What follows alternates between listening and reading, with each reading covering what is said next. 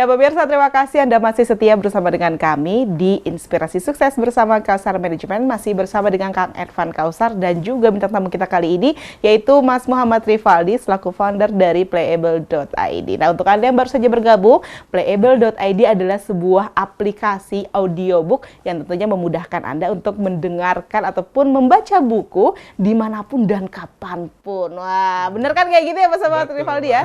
Oke, nanti saya dapat downloadin tolong saya sekalian. Download gratis. Oke, 10 buku juga nggak apa-apa sih.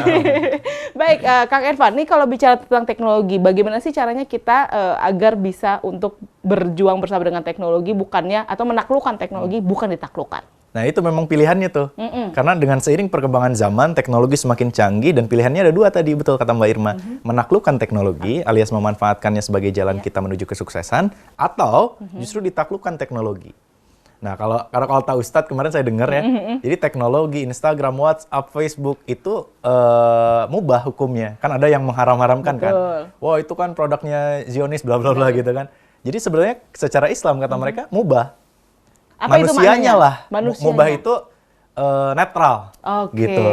Ya, manusianya lah yang bisa memanfaatkannya ya, menjadikan itu kebaikan atau keburukan. Termasuk YouTube, Facebook, dan lain-lain. Nah, lalu tinggal bagaimana caranya?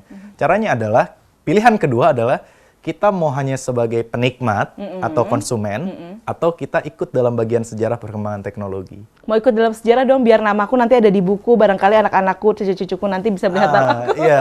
Nah, termasuk pertemuan saya dengan Mas Rivaldi, Playable ini, adalah salah satu jawaban dari doa saya sebetulnya. Jadi dari dulu saya melihat ya, wah segala hal sekarang sudah memainkan teknologi gitu. Sedangkan di dunia training, dunia motivasi, apa ya gitu?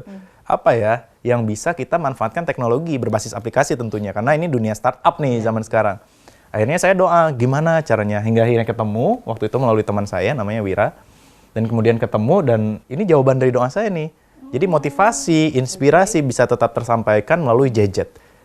Nah, itu salah satunya. Dan benar-benar bisa sampai pesannya. Karena kadang-kadang kan kalau yang namanya pesan saja gitu ya, tanpa suara gitu ya, hanya berupa chat, orang-orang itu bisa mengartikannya berbeda-beda Kang Edvan kan. Jadi ini juga meminimalisir adanya gap ya. Nah, itu dia luar biasa sekali. Nah, tadi bicara tentang download, saya minta tolong download. Tapi emang sebenarnya downloadnya di mana sih Playable.id ini? Oke, jadi teman-teman sudah bisa download di Play Store atau Google Play gitu. Download di situ nanti Playable Apps.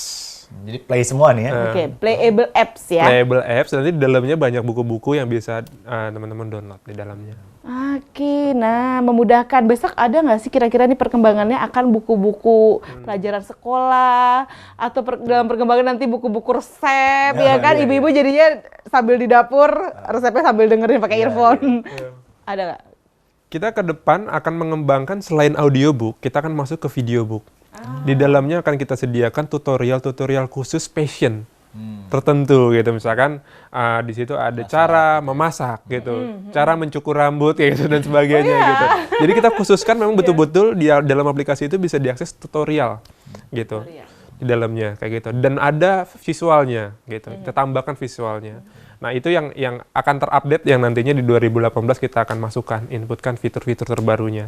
Di luar dari itu, di dalam aplikasinya terdapat menu komen gitu. Jadi, salah satu pembeda kita dengan aplikasi yang lain, kita bisa langsung chat dengan penulisnya langsung.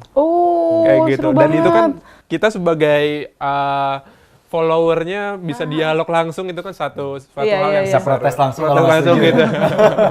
Iya, itu luar biasa. Dialog di dalamnya kayak gitu. Gimana kalau Kang Edvan ini nanti akan menerima berbagai komentar tentunya komentar kita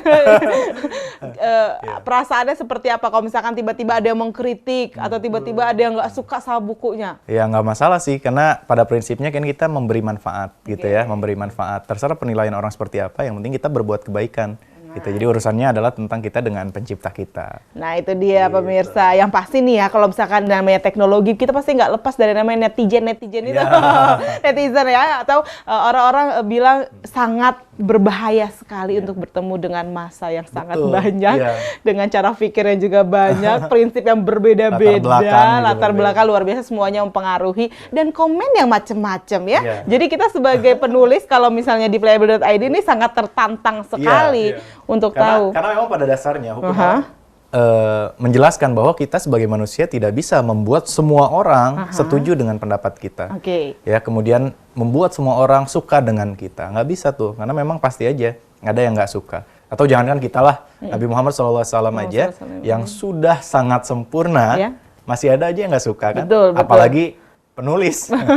Bagi penulis manusia akhir zaman seperti kita sekarang ini gitu ya. Pasti banyak aja ada yang nggak suka. Atau mungkin pemirsa juga di sini nanti akan ada yang komen-komen atau sebenarnya suka chat-chatnya bukan komentar bukunya, komentar penulisnya ya kadang-kadang ya. Bisa jadi juga. Tapi di sini dibebaskan yang pastinya ini memberikan tentunya kesempatan ataupun peluang bagi kita juga semuanya ya untuk menjadi orang-orang yang aktif. Nah, dengan teknologi ini Mas Rivaldi, bagaimana pendapatnya? Apakah hanya orang-orang yang aktif dan mau berubah yang bisa melek dengan teknologi? Saya salah satu penikmat bukunya Pak Edvan ya. Dan di dalam bukunya Pak Edvan itu saya ingat betul ada satu kata-kata, kalau kita nggak beradaptasi dengan kondisi sesuatu, kita akan tergilas. Sama seperti teknologi itu juga kayak gitu.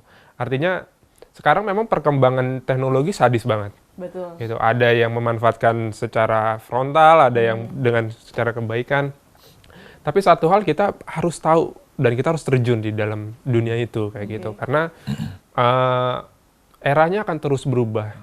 Gitu. Setiap hari inovasi akan ada terus kayak gitu. Kalau kita tidak update, ya kita ketinggalan. Betul. Dan mayoritas masyarakat di Indonesia itu anak-anak muda gitu. 70% adalah anak muda semua. Usia produktifnya sekitar segitu.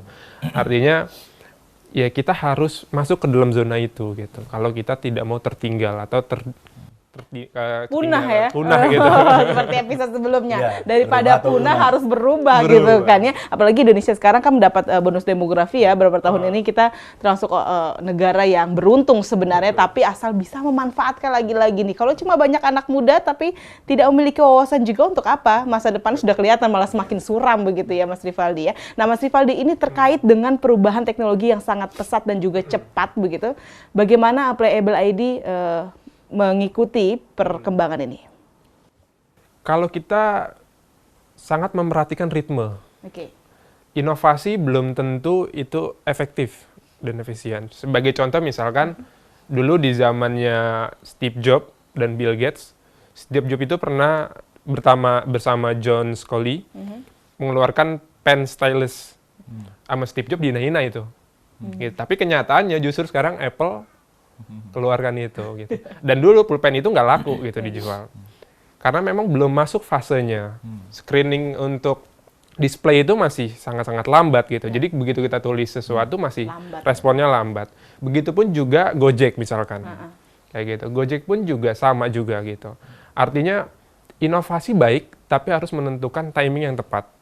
Gitu, kapan dan waktunya gitu. Nah, kalau bagi saya sendiri begitu juga. Saya selalu melalui proses-proses yang harus tervalidasi dulu. Kayak gitu. Misalkan contoh apalagi satu hal yang kalau di dalam dunia startup dalam tanda kutip selalu bakar duit mulu gitu. Kita promosi terus akhirnya nanti uangnya habis juga akan percuma juga. Betul. Ritme sangat penting buat kita untuk mengatur kapan kita akan rilis, kapan kita akan tayangkan dan sebagainya seperti itu. Oke, tapi berarti di sini kalau pemirsa juga memiliki buku atau seorang penulis buku, ini memungkinkan untuk bekerja sama dengan Playable.id. Tinggal sampaikan kemana nih, Mas Rivaldi? Di websitenya nanti ada form, di dalam situ nanti ada kontak, bisa langsung kontak ke admin kita. Nanti dalam tahapan itu kita akan mereview bukunya. Kita juga di dalam Playable ini nggak sembarang buku yang akan kita rilis. Betul-betul yang memang punya muatan edukatifnya di dalamnya, muatan sosialnya di dalamnya juga, baru kita akan produksi audiobooknya. Artinya kita tidak memproduksi semua buku. Kita akan memproduksi memang betul-betul buku-buku bestseller yang diminati oleh masyarakat. Seperti itu. Oke, luar biasa sekali pemirsa. Jadi kalau Anda seorang penulis, ini memiliki kesempatan, tapi jangan harap bisa secepat itu karena semuanya harus ada tahapan dan prosesnya gitu ya. Alamat websitenya tadi apa, Kang? Playable.id. Playable.id. Nanti di situ ada formnya ya kalau kita mau menjadi salah satu penulis yang bukunya dibacakan di Playable.id. Ya, luar biasa sekali pemirsa. Di sini kita sangat dimudahkan sekali. Jadi kalau misalnya di mobil, kalau kita memang sangat suka baca buku, kadang-kadang ada juga tuh yang baca buku di mobil ya Kang Edvan ya, tapi mungkin itu berbahaya. Tapi kalau hanya audio, sepertinya bisa menjadi pengganti radio juga gitu ya. Jadi aman-aman saja. Nah, Kang Edvan, ini melihat perkembangan teknologi, kenapa sih kemudian orang-orang banyak yang salah menggunakan menggunakan teknologi? Apakah kurangnya pantauan dari masyarakat sekitar atau sekeliling mereka atau kenapa? Ya, itu balik lagi ke manusianya ya, karena memang teknologi itu seperti yang tadi saya katakan, netral gitu. Teknologi itu bisa kita gunakan untuk kebaikan atau juga untuk keburukan. Tapi yang paling penting adalah kitanya sendiri yang harus punya filter. Ya, kita sendiri harus punya filter untuk memanfaatkan teknologi itu. Karena balik lagi, sekali lagi nih pemirsa, teknologi itu netral. Tapi ya sama lah, pedang pun bahkan netral, pisau pun netral gitu. Tergantung manusianya bisa memanfaatkan itu kebaikan atau keburukan. Nah, tapi hal yang paling penting adalah jangan pernah menolak perkembangan teknologi. Ya, karena tadi seperti yang disampaikan, sesuatu yang dulu ditolak, ujung-ujungnya tetap digunakan gitu. Bahkan saya melihat sekarang orang-orang yang bergabung di Gojek, di Grab, di perusahaan online adalah mereka yang dulu menolak dan menghina aplikasi online gitu. Tapi ujung-ujungnya mereka harus menerima juga. Karena ya perkembangan terus meningkat. Bahkan sekarang sedang di fase peralihan dari minyak menuju ke bahan bakar yang berubah, jadinya baterai dan tenaga matahari surya seperti mobil Tesla-nya Elon Musk ya. Kemudian juga semua berkembang, Hyperloop bahkan dia buat, semuanya berkembang. Dan satu hal yang pemirsa perlu ketahui, ternyata sekarang orang-orang terkaya di dunia bukan lagi yang memiliki lahan perkebunan sawit, bukan lagi yang memiliki minyak, tapi yang mampu memanfaatkan teknologi. Ya, ada Facebook, Google, ya kan, Steve Jobs, ya, kemudian Bill Gates dan segalanya. Apakah segala urusan memungkinkan kita untuk menggunakan teknologi dan mengharuskan kita juga harus menggunakan teknologi di era sekarang? Mungkin nggak semuanya sih ya. Tetap ada hal-hal yang tidak perlu kita gunakan teknologi. Karena misalnya kayak jalan kaki, ya kita jalan harus tetap, kalau ada teknologi misalnya kita harus naik sesuatu yang bisa, apa tuh yang sekarang dinaikin berdiri? Macam apa? Skuter yang gitu. menggunakan skuter gitu ya, kalau dulu ya. Kayak hoverboard gitu. Nah, hal-hal seperti itu bahkan ya bisa mengurangi kemanusiawiannya manusia gitu. Ya nanti berkurangnya ketahanan fisik dan sebagainya. Jadi ada hal-hal yang harus kita pilah dan pilih dalam memanfaatkan teknologi ini. Berarti harus benar-benar bisa memilah dan memilih. Tadi ini adalah pesan dari Kang Edvan bahwa sebenarnya teknologi lagi-lagi netral. Kalau ada yang mengharamkan mungkin karena dia salah memanfaatkan teknologi gitu ya. Atau menjadi sebuah kebaikan karena kita memang bisa melihat peluang dari perkembangan teknologi seperti Mas Rivaldi ini, luar biasa sekali. Nah Mas Rivaldi, untuk Playable.id ini menjadi aplikasi pertama atau startup pertama Mas Rivaldi atau sudah yang kesekian? Oke. Kalau di bidang mobile apps digital, ini startup pertama. Gitu. Jadi sebelumnya sebelum mengembangkan Playable, saya mengembangkan di dunia animasi. Jadi saya expert di animasi, di visual, kayak gitu. Lalu tahun 2015 saya punya ide itu, lalu saya buat ide itu.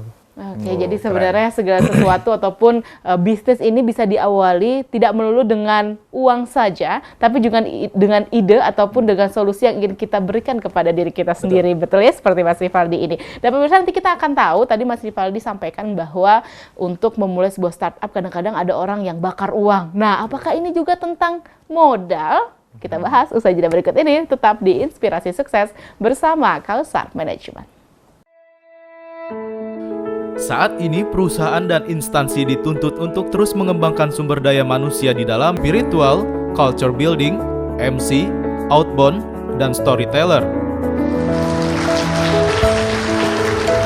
Assalamualaikum warahmatullahi wabarakatuh. Bersama founder kami, Edvan Muhammad Kausar. Kami siap membantu perusahaan Anda untuk semakin bertumbuh. Cari pembicara, hubungi kami sekarang juga.